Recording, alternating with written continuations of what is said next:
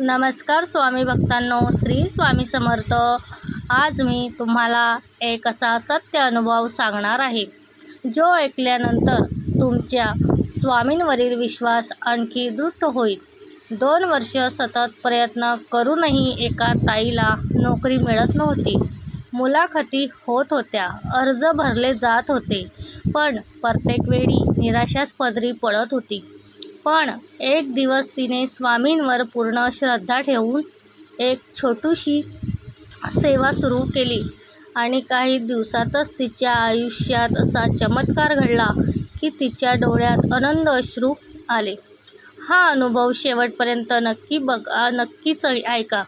त्या ताईने अनेक ठिकाणी नोकरीसाठी अर्ज केले होते, अनेक मुलाखती दिल्या, पण प्रत्येक ठिकाणी नंतर कळवतो किंवा तुमची निवड झालीच नाही असे उत्तर मिळत होते।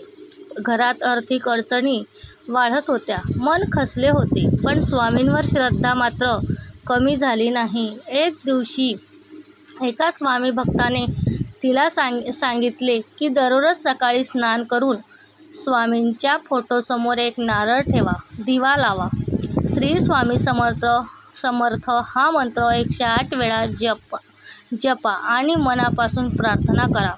ताईने कोणताही संशय मनामध्ये न ठेवता ही सेवा सुरू केली। दररोज ती स्वामींचे नामस्मरण करत होती। काही दिवसांनी अचानक एका कंपनीतून फोन आला, ज्या ठिकाणी तिने अनेक महिन्यापूर्वी अर्ज केला होता, तिथून मुलाखतीसाठी बोलवण्यात आले। ती स्वामींचे नाव घेत मुलाखतीला गेली। मुलाखतच खूप छान झाली। 2 दिवसांनी तिच्या मोबाईलवर पुन्हा फोन आला, अभिनंदन, तुमची निवड झाली आहे। तो क्षण तिच्यासाठी अविस्मरणीय होता। तिच्या डोळ्यातून आनंद अश्रू वाहू लागले। तिने सर्वात आधी स्वामींच्या चरणी नतमस्तक नमस्कार केला।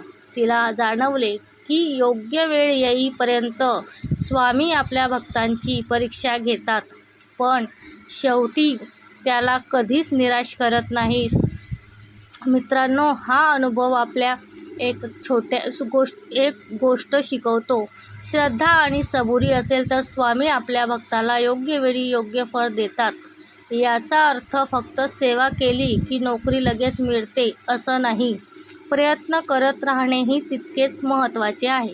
पण श्रद्धेमुळे मनाला धैर्य मिळते आणि योग्य संधी आल्यावर आपण ती चांगल्या प्रकारे स्वीकारू शकतो।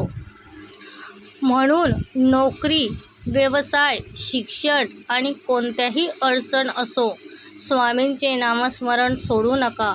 शेवटी जर तुम्हालाही स्वामी समर्थांचा असा एखादा अनुभव आला असेल तर तो कमेंटमध्ये नक्की लिहा। व्हिडिओ आवडला असेल तर लाईक करा, आपल्या स्वामी भक्त मित्रांपर्यंत शेअर करा आणि अशा स्वामी अनुभवासाठी आपल्या चॅनलला सबस्क्राईब करायला विसरू नका। शेवटी सर्वांनी एकदा मनापासून म्हणा, श्री स्वामी समर्थ।